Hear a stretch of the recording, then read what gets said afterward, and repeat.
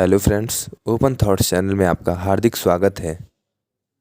दोस्तों, आज हम एक ऐसे व्यक्ति के बारे में बात करने जा रहे हैं जिसने प्राचीन भारत से लेकर वर्तमान समय तक युवाओं को सबसे ज़्यादा प्रभावित किया है।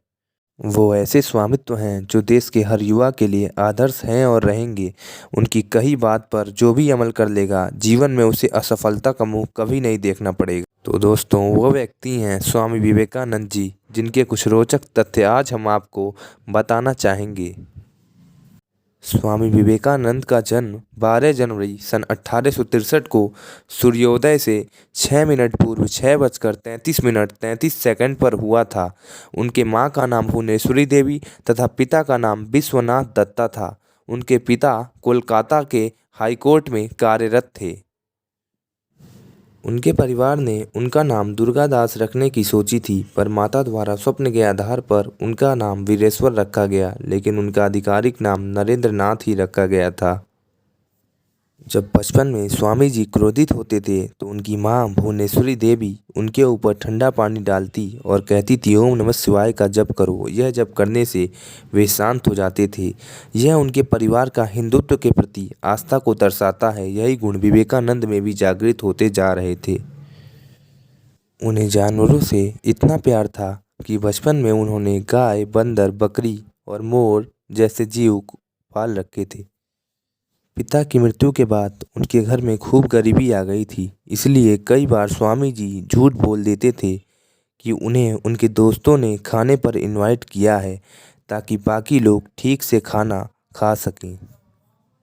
बीए करने के बाद कोई रोजगार न मिलने के कारण उनका भगवान से विश्वास टिक गया था। उनकी चाचा की मृत्यु के बाद उनकी चाची ने उनके परिवार को उनके पुश्तैनी घर से निकाल दिया, जिसके कारण उनकी बहन जोगेंद्र बाला ने आत्महत्या कर ली। सन 1881 में नरेंद्र रामकृष्ण परमहंस से मिले।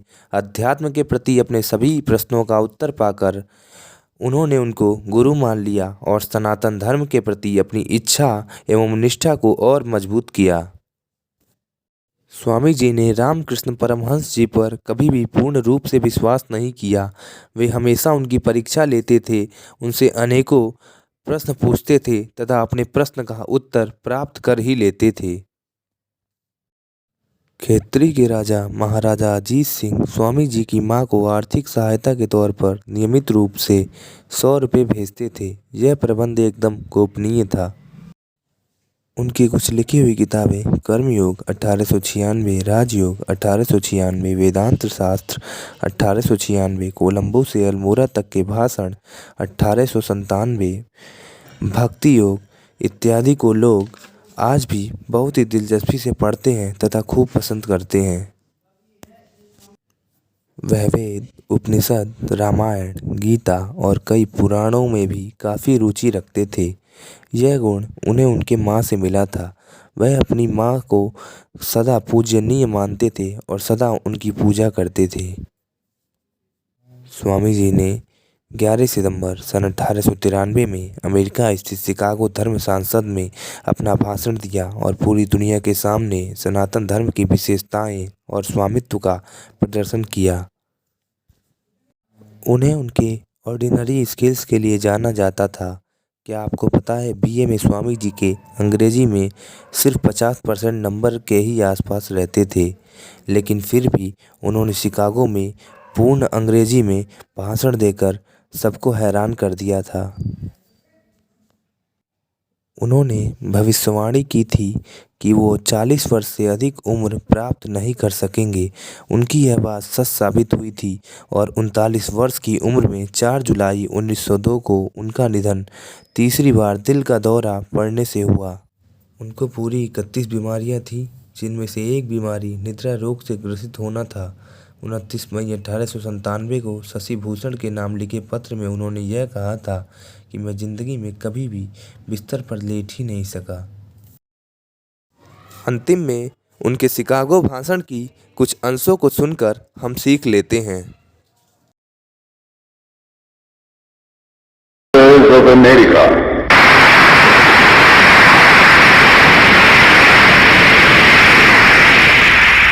It fills my heart with joy unspeakable to rise in response to the warm and cordial welcome which you have given us. I thank you in the name of the most ancient order of monks in the world. I thank you in the name of the mother of religions. And I thank you in the name of the millions and millions of Hindu people of all classes and sects. My thanks also to... तो अंतिम में दोस्तों हम अपने video को यहीं समाप्त करते हैं। अगर आपको वीडियो पसंद आई तो वीडियो को लाइक, कमेंट, सब्सक्राइब करना ना भूलें तथा बेल आइकन को भी ज़रूर दबाएं।